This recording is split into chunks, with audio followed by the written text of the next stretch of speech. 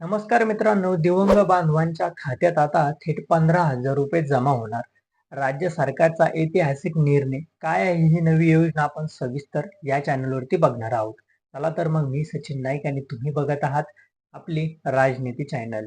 राज्यातील दिवंगत बांधवांसाठी महाराष्ट्र सरकारने एक महत्वाचा आणि दिलासा देणारा निर्णय घेतला आहे. आता स्वयंरोजगार सुरू करण्यासाठी दिवंगत व्यक्तींना थेट 15,000 रुपयांची आर्थिक सहाय्यता दिली जाणार आहेत आणि ती कशी दिली जाणार आहेत हे आपण सविस्तर आणि थोडक्यात इथे बघणार आहोत. त्या अगोदर चॅनलला नवीन असेल तर सबस्क्राईब नक्की करा.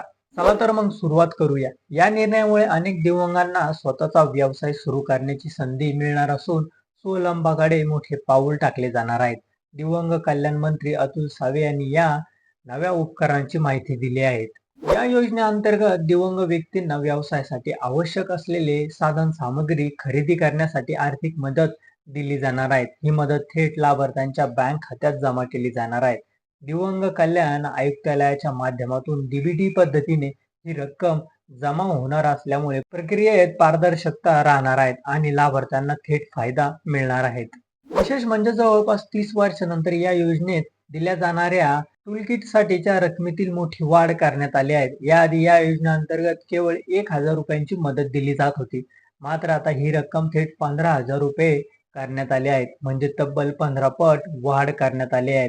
या बदलामुळे दिव्यांग व्यक्तींना आवश्यक साधन सामग्री घेणे अधिक सोपे होणार आहेत. दिव्यांग बांधव यांच्या कौशल्य आणि आवडीनुसार विविध प्रकारचे व्यवसाय सुरू करू शकतात. उदाहरणार्थ शिवणकाम, संगणक सेवा, मोबाईल दुरुस्ती, ब्युटी पार्लर, हस्तकला किंवा लघु उद्योग अशा अनेक क्षेत्रामध्ये ते स्वतःचे काम उभे करू शकतात. मात्र अनेकदा सुरुवातीलाच लागणाऱ्या उपकरणासाठी पैसे नसल्यामुळे त्यांना अडचणीचा सामना करावा लागतो. हीच अडचण दूर करण्यासाठी राज्य सरकारने ही योजना सुरू केली आहे. या योजनेसाठी लाभ घेण्यासाठी अर्जदारांनी शासन मान्यताप्राप्त संस्थेकडून कौशल्य प्रशिक्षण पूर्ण झालेलं आवश्यक आहे. त्यानंतर संबंधित लाभार्थी ऑनलाईन पद्धतीने अर्ज करू शकतात.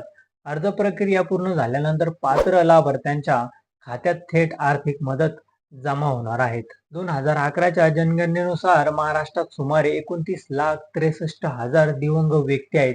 या सर्वांसाठी विविध योजनांच्या माध्यमातून मदत केली जात आहे. जिल्हा वार्षिक नियोजनातून निधी उपलब्ध करून दिला जातो. तसेच सरकारी नोकरीमध्येही पदोत्पन्नासाठी 4% आरक्षणाची तरतूदही करण्यात आली आहे.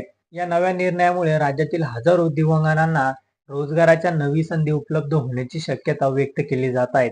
तर तुम्हाला काय वाटतं हे आमच्या चॅनलच्या कमेंट बॉक्समध्ये नक्की कळवा आणि व्हिडिओ आवडला असेल तर चॅनलला लाईक आणि सबस्क्राईब करा. धन्यवाद.